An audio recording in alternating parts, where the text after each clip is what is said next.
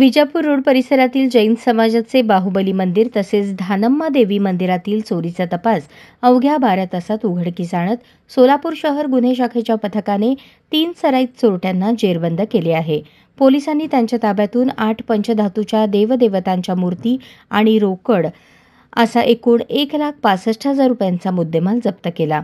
4 October 2025 रोजी रात्री 10 ते 5 ऑक्टोबर रोजी सकाळी 6:30च्या वेळेत विजापूर रोडवरील बाहुबली नगरमधील जैन समाजाचे बाहुबली मंदिर येथे अज्ञात चोरट्यांनी पंचधातूच्या मूर्ती आणि रोकड रक्कम असा 1,73,000 रुपये किमतीचा माल चोरला।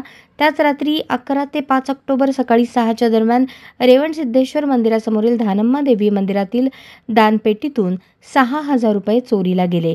या 2 वेगवेगळ्या चोरी प्रकरणी विजापूर नाका पोलीस ठाणे व सदर बाजार पोलीस ठाणे येथे गुन्हे दाखल करण्यात आले। घटनांची माहिती मिळताच वरिष्ठ पोलीस निरीक्षक अरविंद माने यांनी तातडीने घटनास्थळाला भेट देऊन तपास पथक तयार केले। सीसीटीव्ही फुटेजच्या आधारे संशयितांची ओळख पटवून पोलीस अंमलदार इम्रान जमादार आणि राजकुमार पवार यांना गुप्त माहिती मिळाली की चोरट्यांनी चोरी केलेल्या मूर्ती विक्रीसाठी मोदी रेल्वे बोगद्याजवळ जाण्याचा प्रयत्न सुरू केला आहे। खेडकर यांच्या पथकाने सापळा रचून आकाश सुरेश पवार वय 26 नेहरूनगर सोलापूर, अशफाक मौला शेख वय 27 राहणार थोरली हिरण्यवस्ती विजापूर रोड यांना ताब्यात घेतले। चौकशीत त्यांनी त्यांचा साथीदार करण उर्फ कर्ण्या केंगार राहणार दमाणीनगर याच्यासह मंदिरात चोरी केल्याची कबुली दिली।